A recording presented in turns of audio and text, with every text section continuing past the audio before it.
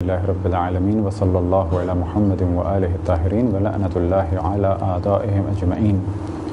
موضوع گفتگو نماز، اور ہماری اس گفتگو کا عنوان ہے واجبات نماز۔ واجبات نماز میں سے چوتھا واجب ہے قراءت۔ قراءت کے معنی وہ کہ عام طور پر پڑھنے کے ہیں، لیکن جب کہا جائے نماز میں واجب ہے قراءت تو اس کے معنی ہے پہلی اور دوسری رکعت میں سورہ اور سورہ حمد اور ایک چھوٹا سورہ، اور تیسری اور چوتھی رکعت میں حمد یا تسبیحات اربعہ۔ رکوع سجود میں پڑھی جانے والی چیزوں کو وہ کہ قراءت کہا جا سکتا ہے، لیکن کہا جاتا ہے کہ وہ ذکر ہے۔ واجب ہے کہ پہلی اور دوسری رکعت میں سورہ حمد پڑھی جائے اور ایک چھوٹا سورہ پڑھا جائے، البتہ واجب نمازوں میں۔ نافلہ میں فقط سورہ حمد پڑھی جائے گی، اور بہت ساری جو مستحب نمازیں ہیں مختلف نمازوں میں مختلف اذکار اور آیات اور مختلف سورے ہیں،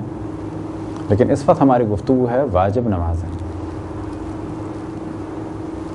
واجب نمازوں میں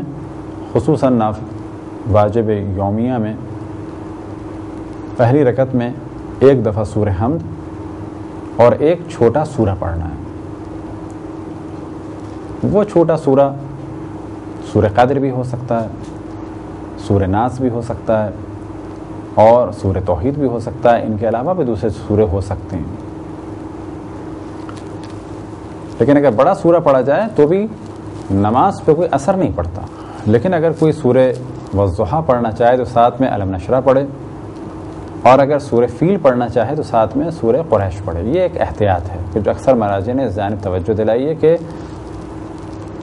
والضحیٰ کو تنہا نہ پڑھیں، اسی طریقے سے الم نشرح کو تنہا نہ پڑھیں، اسی طریقے سے سورہ قریش کو اور سورہ فیل کو بھی تنہا نہ پڑھیں۔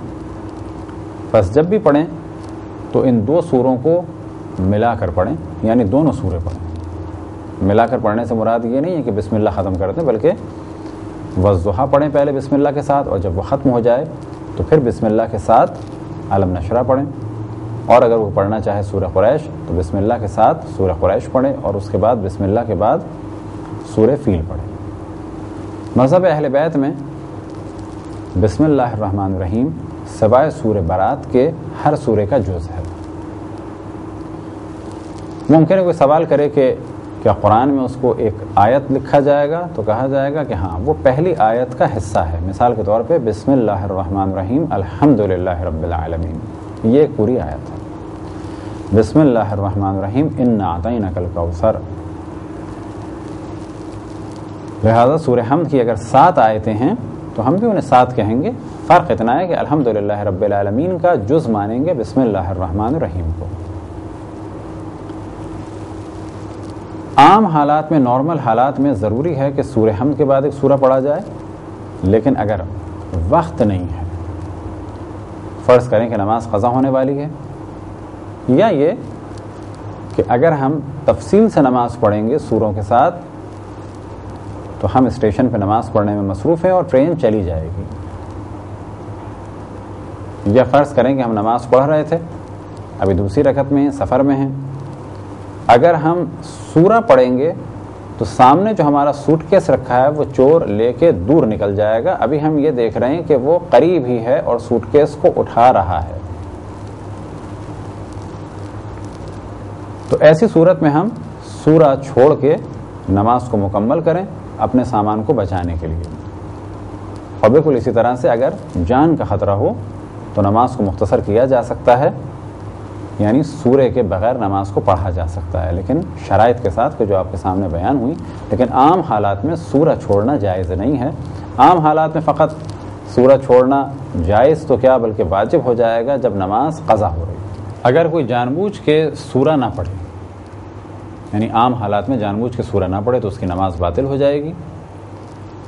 لیکن فرض کریں کہ سورہ پڑھنا بھول گیا اور رکوع میں چلا گیا تو اس سے اس کی نماز باطل نہیں ہوگی، بشرط یہ کہ اگر بھول گیا۔ اسی طرح سے اگر کسی نے سورہ پہلے پڑھ لیا اور سورہ حمد کو بھول گیا اور رکوع میں چلا گیا تو بھی نماز ہو جائے گی، لیکن اگر رکوع میں جانے سے پہلے اسے یاد آ جائے کہ میں نے سورہ حمد نہیں پڑھا تو اس پر واجب ہے کہ پہلے سورہ حمد پڑھے اور اس کے بعد دوبارہ سورہ پڑھے اور پھر رکوع میں جائے۔ اگر کوئی سورہ پڑھنا بھول جائے اور رکوع میں جانے والا ہو، گیا نہ ہو، تو اس پر واجب ہے کہ واپس آ جائے۔ یعنی اگر فرض کریں کہ سورہ بھول گیا اور ابھی رکوع میں اس نے جانا شروع کیا لیکن پوری طریقے سے رکوع میں نہیں گیا تھا تو اس پر واجب ہے کہ واپس کھڑا ہو، اگر سورہ بھول گیا تھا تو سورہ پڑھے، اور اگر حمد بھی بھول گیا تھا تو پہلے حمد پڑھے اور اس کے بعد سورہ پڑھے۔ واجب نمازوں میں ان سوروں کا پڑھنا جائز نہیں ہے کہ جن میں واجب سجدے ہیں۔ واجب سجدے 4 صورتوں میں ہیں، وہ کہ ان کے علاوہ مستحب سجدے بھی ہیں۔ مستحب سجدے والی صورتوں کو پڑھنے میں حرج نہیں، لیکن جن میں واجب سجدہ ہے انہیں نہیں پڑھ سکتے۔ اگر بھول کے ان سوروں کی تلاوت شروع کر دے کہ جن میں واجب سجدہ ہے تو جب بھی اسے یاد آئے اسے ترک کر دے، لیکن اگر وہ اس آیت تک پہنچ جائے کہ جس پر سجدہ کرنا واجب ہے تو ایسی صورت میں اشارے سے اس طرح سجدہ کرے اور سورہ کو مکمل کرے، اور سورہ مکمل کرنے کے بعد بہتر ہے کہ ایک اور سورہ پڑھے، اور نماز ختم کرنے کے بعد اس آیت کے لیے کہ جس پہ سجدہ واجب تھا اور اشارے سے سجدہ کیا،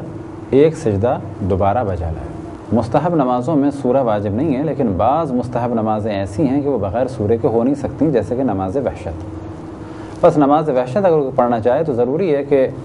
پہلی رکعت میں سورہ حمد کے بعد آیت الکرسی اور دوسری رکعت میں سورہ حمد کے بعد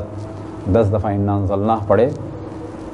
تو یہ تو ایک خاص مجبوری ہے کہ نماز وحشت نہیں ہو سکتی۔ لیکن اگر فقط ایک مستحب نماز پڑھنا چاہیں تو سورہ پڑھنا ضروری نہیں ہے، حتیٰ اگر ایک مستحب نماز کے جو واجب ہو گئی ہو نذر، قسم یا عہد کی وجہ سے، تو اس میں بھی سورہ پڑھنا واجب نہیں ہے، لیکن اگر پڑھا جائے تو کوئی حرج بھی نہیں ہے بلکہ بہتر ہے۔ نافلہ نماز میں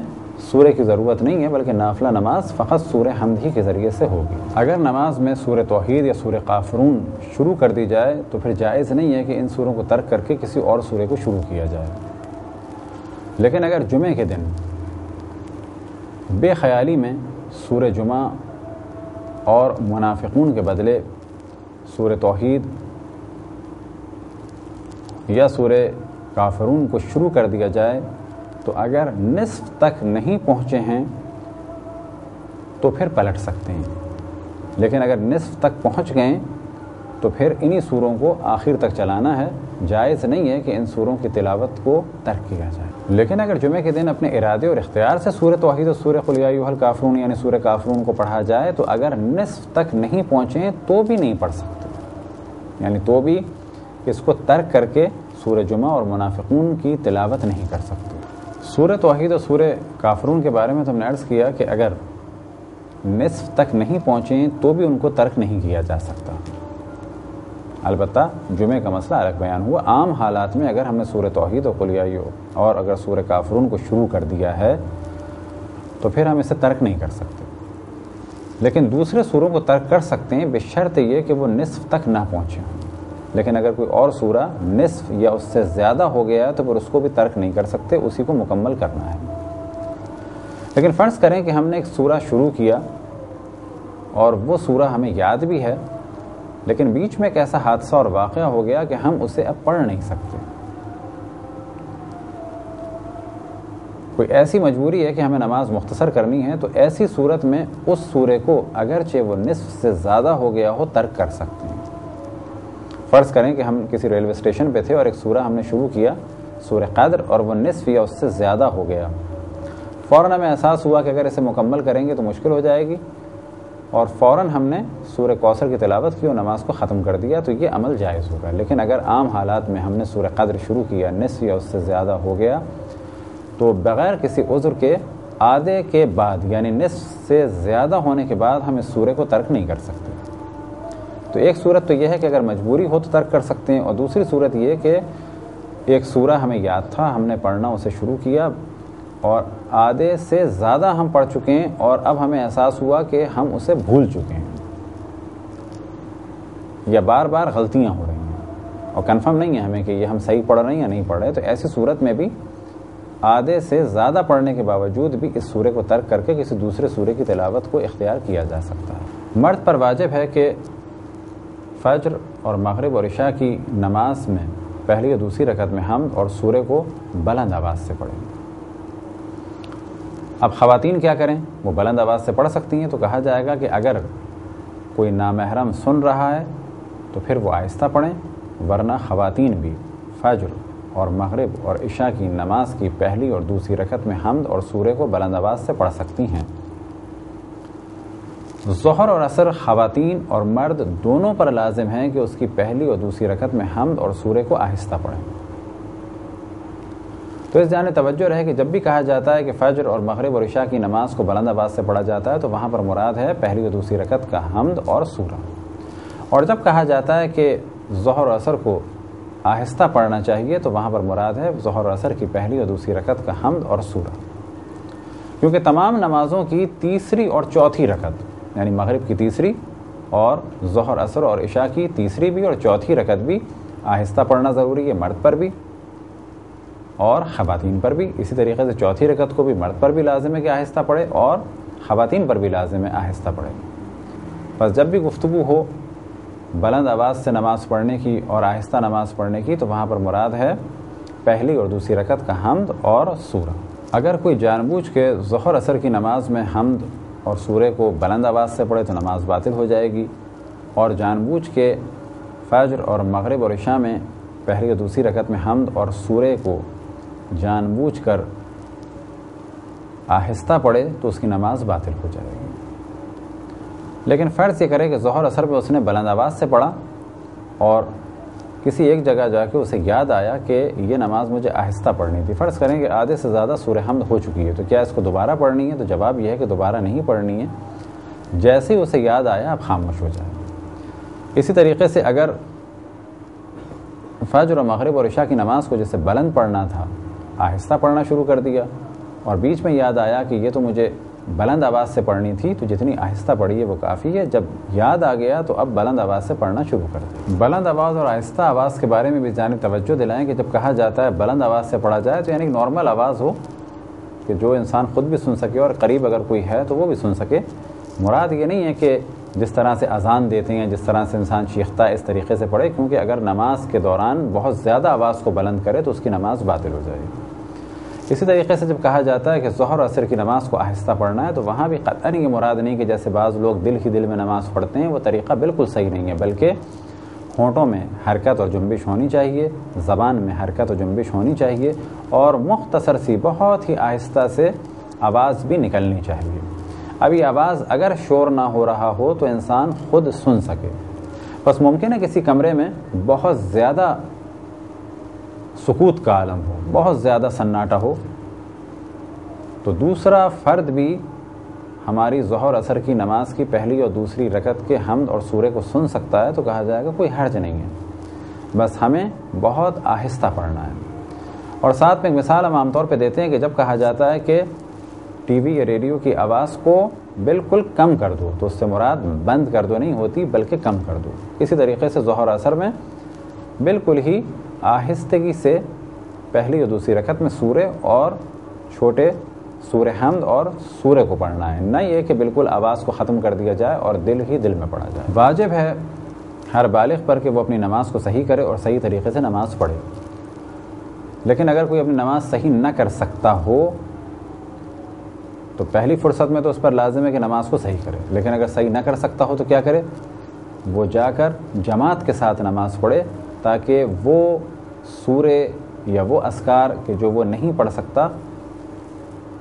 کم سے کم وہ جماعت کے ساتھ صحیح ہو جائیں۔ سیکھنا ضروری ہے، لیکن اگر کوئی سکھانے کی اجرت مانگے، نماز کے سکھانے کی اجرت مانگے اور کیا کہ میں نماز سکھاؤں گا اور اس کی یہ فیس ہوگی، تو یہ عمل جائز نہیں ہے، کیونکہ واجبات کی اجرت لینا جائز نہیں ہے۔ البتہ یہ ممکن ہے کہ اسے کوئی دعائیں سکھائے جو مستحب ہوں اور ان دعاؤں کی اجرت لے لے، یعنی مستحبات کی اجرت لی جا سکتی ہے لیکن واجبات کی اجرت نہیں لی جا سکتی۔ اگر کوئی نماز میں فرض کریں کہ غات کی جگہ زوئے کہے یا زیر کی جگہ زبر کہے تو اس کی نماز باطل ہو جائے گی، اور پھر اس جانب توجہ دلائیں کہ نماز کا سیکھنا ضروری ہے،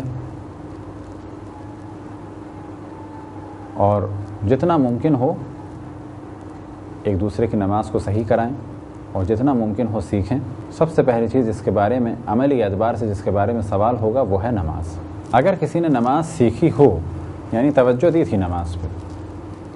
اور ایک مدت تک ایک غلط حرف اس کی زبان سے نکلتا رہا، غلط پڑھتا رہا، بعد میں اسے پتہ چلے کہ میں غلطی کرتا رہا، تو جو نمازیں وہ پڑھ چکا ہے وہ نمازیں صحیح ہیں۔ البتہ وہ شخص کہ جس نے نماز پر توجہ دی ہو۔ اگر کسی کو سورہ حمد یا سورہ کے زیر زبر کے بارے میں شک ہو اور وہ چاہے کہ زیر کے ساتھ بھی پڑھ لے اور زبر کے ساتھ بھی پڑھ لے، تو ایسی صورت میں نماز باطل ہو جائے گی۔ ہاں، اگر دو طریقے سے قرأت ہوئی ہے اور دونوں طریقے سے پڑھ لے تو کوئی حرج نہیں ہے۔ اسی طریقے سے اگر کہیں سین اور صاد میں یا ہا اور ہے میں کسی کو شک ہو تو وہ یہ نہیں کر سکتا کہ ایک ہی لفظ کو مثال کے طور پر اہدنا میں اہدنا بھی کہہ دے اور اہدنا بھی کہہ دے، یہ نہیں کہہ سکتا۔ لیکن ہاں، اگر ایک ہی لفظ کو دو طرح کی قرأت میں پڑھا گیا ہو، یعنی موجود ہو کہ سین سے بھی قرأت ہوئی ہے اور صاد سے بھی ہوئی ہے، تو ایسی صورت میں تو صحیح ہے۔ لیکن محض یہ کہ ہمیں علم نہیں تھا کہ یہ سین ہے یا صاد ہے، تو ہم نے صاد کی جگہ سین کہہ دیا اور سین کی جگہ صاد کہہ دیا، یا سین بھی کہہ دیا، اہدنا الصراط المستقیم بھی کہہ دیا اور مستقیم بھی کہہ دیا، یعنی سین سے بھی اور صاد سے بھی کہہ دیا، تو ایسی صورت میں نماز باطل ہو۔ اور پھر توجہ دلائیں کہ کوشش کرنی چاہیے کہ اپنی نماز کو صحیح کریں، اور خداوند تبارک و تعالیٰ سے دعا ہے کہ جس طرح سے معصومین اپنی نماز کا خیال کرتے تھے، ہم سب کو بھی توفیق عطا فرمائے کہ کچھ اپنی نماز کی جانب توجہ دیں اور نماز کو صحیح طریقے سے پڑھیں۔ جیسا کہ آپ کی خدمت میں بیان کیا کہ زیر و زبر کا جاننا ضروری ہے، لیکن اگر آخری حرف کا زیر یا زبر ہو اور وہ نہ جانتے ہوں اور اسے ہمیشہ ساکن کر دیں تو کوئی حرج نہیں ہے۔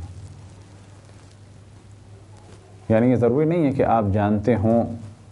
اور اس کے بعد ساکن کریں۔ اگر آپ نہ بھی جانتے ہوں، فرض کریں آپ کو شک ہے کہ اس میں آخر میں زیر ہے یا زبر ہے یا پیش ہے، لیکن آپ اسے ہمیشہ ساکن کر دیں تو بھی کوئی حرج نہیں ہے۔ اگر کسی کلمے میں واو ہو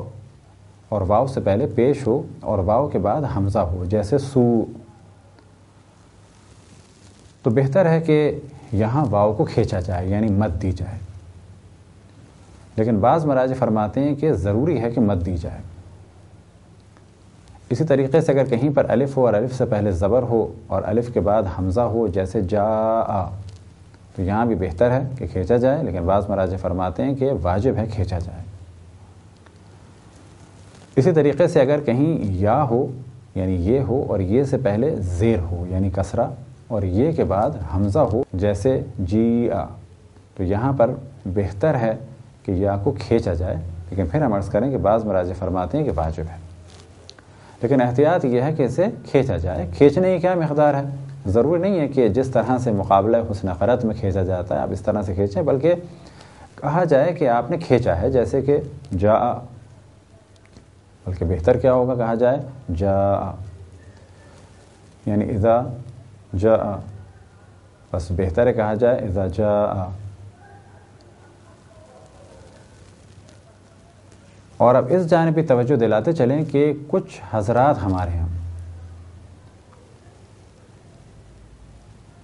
تجوید کی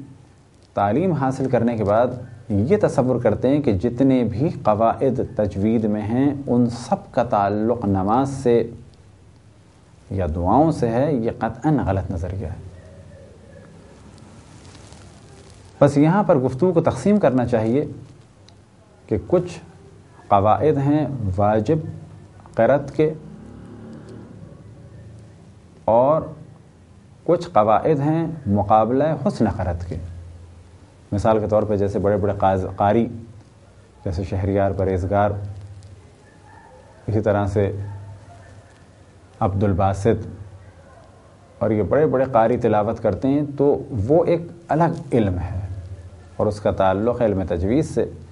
بس تمام وہ قواعد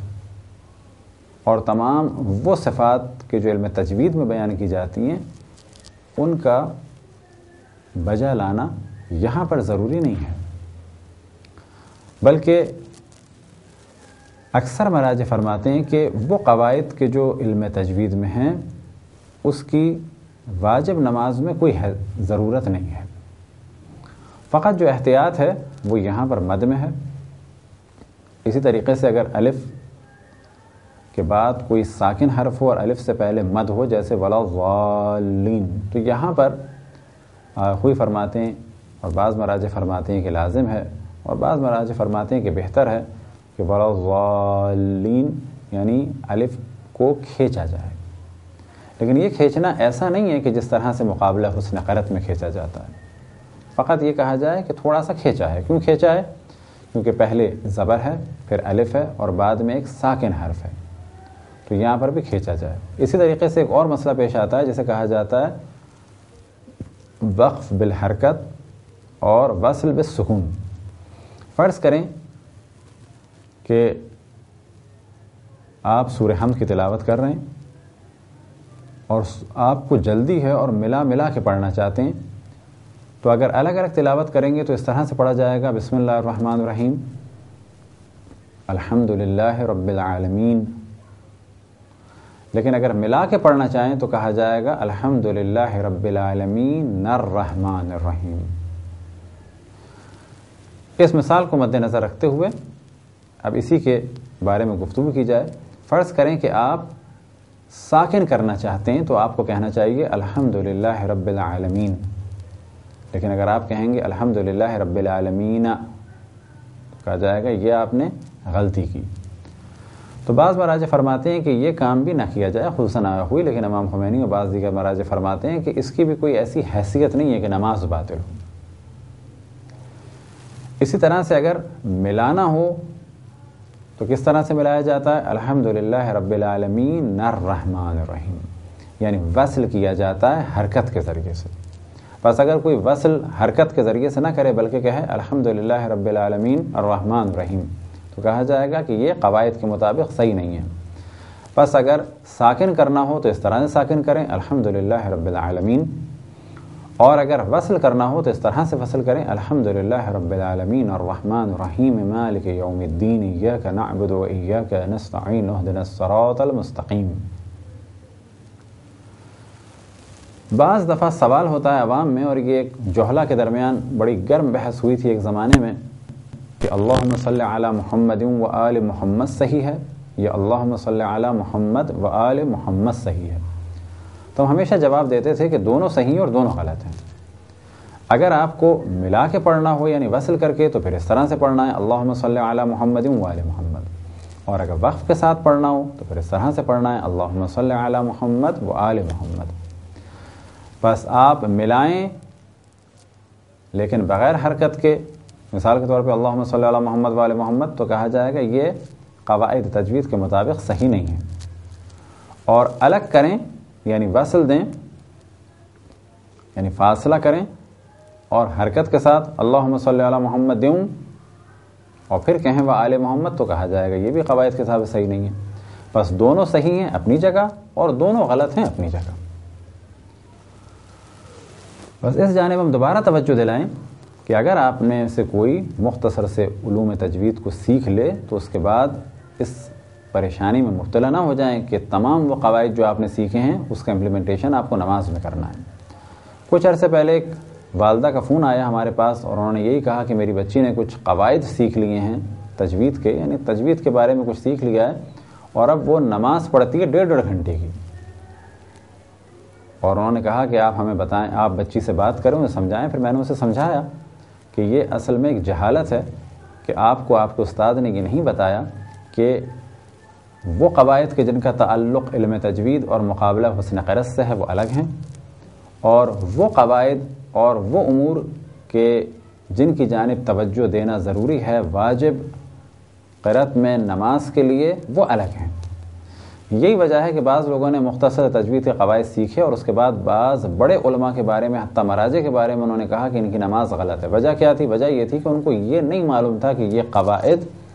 فقط مقابلہ حسن قرأت کے لیے، صوت کے لیے، لحن کے لیے، اس کا تعلق نماز کے مسائل سے نہیں ہے، البتہ نماز کے مسائل سے کچھ مسائل کا تعلق ہے، جیسا کہ آپ کے سامنے بیان کیا، اور وہ بھی عام طور پر احتیاط فرماتے ہیں کہ اگر الف کے بعد حمزہ ہو اور اس سے پہلے زبر ہو تو یہاں پر مد دیا جائے، یا سے پہلے زیر ہو اور یا کے بعد حمزہ ہو تو یہاں پر بھی مد دیا جائے، جیسے جی آ، اور اگر واو سے پہلے پیش ہو اور واو کے بعد حمزہ ہو تو یہاں پر بھی کھینچا جائے، مد دیا جائے، جیسے سو، یا الف سے پہلے زبر ہو یعنی فتح ہو اور اس کے بعد ساکن ہو تو یہاں پر مد دیا جائے، اور مشہور جو جملہ اس میں مثال کے طور پر بیان کیا جاتا ہے وہ ہے وَلَضَّالِّينَ۔ بس اگر آپ میں سے کوئی پھر اس جانب میں توجہ دلائیں کہ علوم تجوید کو سیکھے تو پہلے سے اس چیز کی جانب متوجہ رہے کہ علوم تجوید کے قواعد کچھ خاص ہیں ترتیل کے لیے اور مقابلہ حسن قرأت کے لیے، اور نماز کے لیے جو شرائط قرأت کی وہ بالکل الگ ہے۔ تیسری اور چوتھی رکعت میں لازم ہے مردوں پر بھی اور خواتین پر بھی کہ جب بھی تسبیحات اربع پڑھیں تو آہستہ پڑھیں، البتہ اس جانب توجہ رہے کہ تسبیحات اربع یا سورہ حمد پڑھنا ہے تیسری اور چوتھی رکعت میں، لیکن بہتر ہے کہ تسبیحات اربع پڑھیں۔ حمد ایک دفعہ پڑھنی ہے، لیکن اگر کوئی تسبیحات اربع یعنی سبحان اللہ والحمد للہ ولا الہ الا اللہ واللہ اکبر پڑھنا چاہے تو وہ 3 دفعہ پڑھے، لیکن اگر وقت کم ہے تو 1 دفعہ بھی کافی ہے۔ اسی طرح سے اگر کوئی تیسری اور چوتھی رکعت میں سورہ حمد پڑھنا چاہے تو اسے چاہیے کہ اس کی بسم اللہ بھی آہستہ پڑھے، جبکہ پہلی اور دوسری رکعت کی بسم اللہ کے بارے میں چاہے وہ آہستہ پڑھنے والی نماز ہو یعنی ظہر و عصر کی نماز ہو، اور چاہے وہ بلند آواز سے پڑھی جانے والی نماز ہو یعنی فجر اور مغرب اور عشاء، لیکن بسم اللہ بہتر ہے کہ بلند آواز سے پڑھی جائے۔ ایک روایت بھی امام حسن عسکری علیہ السلام سے نقل ہوئی جس میں آپ نے 5 علامت مومن کی بیان کی ہیں، جن میں سے ایک یہی علامت ہے کہ بسم اللہ الرحمن الرحیم کو بلند آواز سے پڑھنا۔ یہ بلند آواز سے پڑھنا کہاں پر ہے؟ پہلی اور دوسری رکعت میں، چاہے وہ کوئی بھی نماز ہو، اس کی حمد سے پہلے بھی بسم اللہ بلند آواز سے پڑھی جائے اور اس کے سورہ سے بھی پہلے بسم اللہ بلند آواز سے پڑھی جائے۔ وہ 5 علامتیں بھی ضمناً بیان ہو جائیں۔ یہ روایت امام حسن عسکری علیہ السلام سے نقل ہوئی، اور یہ روایت آپ کو مختلف کتب میں اور ایسی کتاب کے جو عام طور پہ گھروں میں ہے وہ ہے مفاتیح الجنان، زیارت 40 سے پہلے وہاں پر آپ کو روایت مل جائے گی کہ امام نے فرمایا کہ ہمارے شیعوں کی علامت ہے 51 رکعت نماز، خاک پہ سجدہ کرنا، بسم اللہ الرحمن الرحیم کو بلند آواز سے کہنا، سیدھے ہاتھ میں انگوٹھی پہننا، اور زیارت 40 امام حسین علیہ السلام۔ یہ جو ہمارے رسم ہو گئی ہے کہ 40 میں شام جایا جا رہا ہے، غلط نہیں ہے، گناہ نہیں ہے، لیکن اگر کسی کے لیے ممکن ہے کہ وہ سفر کرے تو بہتر ہے کہ 40 پہ خصوصاً کربلا جائے، کیونکہ یہ علامت ہے مومنین کی۔ اگر کوئی پہلی اور دوسری رکعت میں حمد کی جگہ تسبیحات پڑھنا شروع کر دے تو اس پر لازم ہے کہ تسبیحات کو ترک کرے اور الحمد کو شروع کرے۔ اسی طرح سے اگر کوئی تیسری اور چوتھی رکعت میں تسبیحات پڑھنے کا عادی ہے لیکن اب اس کی زبان سے اچانک حمد نکل آئے تو اس پر لازم ہے کہ وہ تسبیحات پڑھے اور حمد کو ترک کر دے۔ اگر کوئی ہمیشہ تیسری اور چوتھی رکعت میں سورہ حمد پڑھتا ہے، اب اچانک تسبیحات شروع کر دے تو اسے چاہیے کہ تسبیحات کو دوبارہ پڑھے اور ارادے سے پڑھے۔ اسی طرح سے اگر کوئی ہمیشہ تسبیحات پڑھتا ہے اور اب اچانک اس کی زبان پر سورہ حمد آ گئی تو اسے چاہیے کہ ارادے اور اختیار سے دوبارہ سورہ حمد پڑھے، نہ یہ کہ پڑھنا کچھ چاہا اور منہ سے کچھ نکل گیا، یہ کافی نہیں مانا جائے۔ اگر انسان سورہ کا ایک حصہ پڑھ چکا ہو اور کسی اگلے رکن میں چلا گیا ہو، مثال کے طور پہ سورہ پڑھنے کے بعد رکوع میں چلا گیا اور اب اسے شک ہوا کہ میں نے صحیح پڑھا یا نہیں پڑھا، تو اب اس کا یہ جو کچھ اس نے پڑھا ہے وہ صحیح مانا جائے گا۔ لیکن فرض کریں کہ یہ اللہ الصمد کہہ رہا ہے اور اب اسے شک ہے کہ میں نے قل هو اللہ احد صحیح کہا یا نہیں کہا، تو یہاں پر بہتر ہے کہ یہ واپس جائے، یعنی واپس شروع کرے بسم اللہ الرحمن الرحیم قل هو اللہ احد اللہ الصمد۔ اسی طرح سے مستحب ہے کہ سورہ حمد سے پہلے پہلی رکعت میں اعوذ باللہ من الشیطان الرجیم کہا جائے، اور سورہ توحید کے پڑھنے کے بعد یعنی قل هو اللہ احد پڑھنے کے بعد 1 دفعہ یا 2 دفعہ یا 3 دفعہ کذالک اللہ ربی یا 3 دفعہ کہا جائے کذالک اللہ ربنا۔ پہلی رکعت میں مستحب ہے کہ سورہ انا انزلنا پڑھا جائے یعنی سورہ قدر، اور دوسری رکعت میں مستحب ہے کہ سورہ توحید پڑھا جائے۔ ایک ہی سورہ کو 2 رکعات میں پڑھنا یعنی پہلی رکعت میں بھی فرض کریں کہ انا انزلنا پڑھیں، دوسری رکعت میں بھی انا انزلنا پڑھیں، یہ عمل مکروہ ہے یعنی اس کا کم ثواب ہے۔ لیکن اگر سورہ توحید کو دونوں رکعات میں پڑھا جائے تو یہ عمل مکروہ نہیں ہے۔ اگر کوئی شخص پورے دن کی نمازوں میں کسی رکعت میں بھی سورہ توحید نہ پڑھے تو یہ عمل بھی مکروہ ہے۔ یہ تھے مختصر سے مسائل نماز کے قرأت کے مسئلے میں۔ خداوند تبارک و تعالیٰ سے دعا ہے کہ بحق محمد و آل محمد ہمیں اپنے رسول اپنی حجتوں خصوصاً امام زمان علیہ السلام کی معرفت اور اطاعت کی توفیق عطا فرمائے۔ وصلی اللہ علی محمد و آلہ الطاہرین۔